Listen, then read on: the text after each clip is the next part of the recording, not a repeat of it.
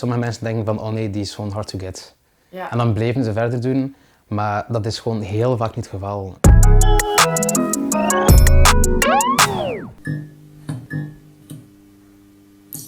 Oh, ik vind de grens van flirten en stalken is eigenlijk wanneer de persoon zegt nee, dat vind ik al een grens. Als je aan het flirten bent en die andere persoon vindt dat niet tof, dan moet je daar gewoon mee stoppen. Ja, dat er gewoon echt vanaf of dat je zelf instemt met dat gedrag. Het kan zijn dat als jij iets stuurt, dat helemaal niet ongewenst bedoeld is, maar dat wel zo ervaren wordt voor die andere persoon. Soms moet je effectief gewoon expliciet zeggen van, hey, ik heb geen interesse in u. Inderdaad. Punt.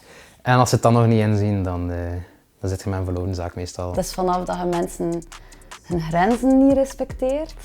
En dat kan heel uitdrukkelijk gezegd worden van ja, nee, ik vind deze niet leuk. Maar ook gewoon zo dat er niet echt op ingepikt wordt. Dan begint dit zo wat te wringen voor mij toch. Sommige mensen denken van, oh nee, die is gewoon hard to get.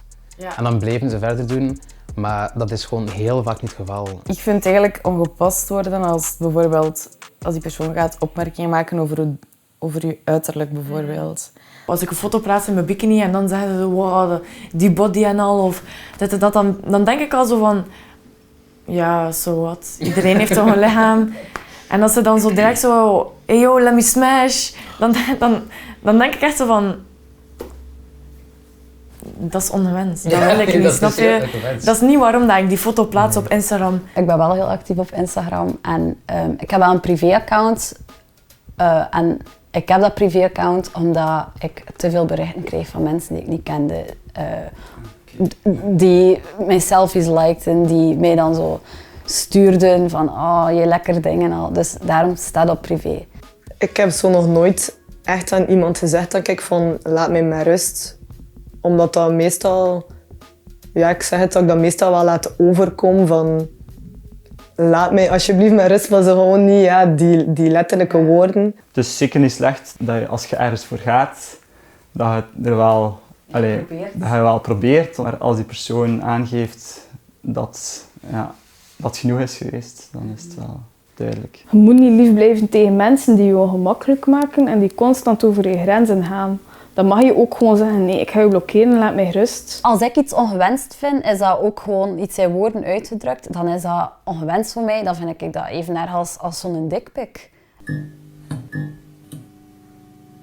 Ik heb Snapchat verwijderd omdat ik ongewilde foto's kreeg van geslachtsdelen. Gewoon een random dickpic sturen waar mensen niet om gevraagd hebben is gewoon een beetje ongemakkelijk en raar.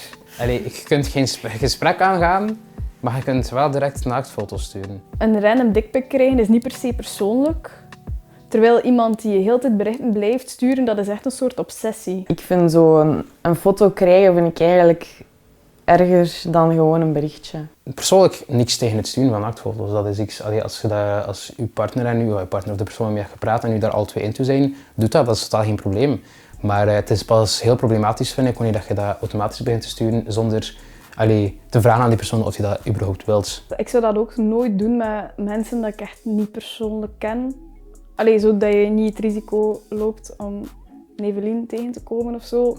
Dat vind ik dom, omdat dat heel veel gaat over vertrouwen. Het sturen van foto's kan een deel zijn van flirten voor mij, maar ik stel wel voor mezelf een duidelijke grens dat ik dat niet doe. Ik denk dat dat het verstandigste is. Maar daarmee wil ik helemaal niet mensen veroordelen die dat wel doen, want ik kan mij wel voorstellen dat dat zeker gebeurt en dat dat ook wel kan. Maar ja, dat is wel het grote gevaar van sociale media, dat dat vrij permanent is.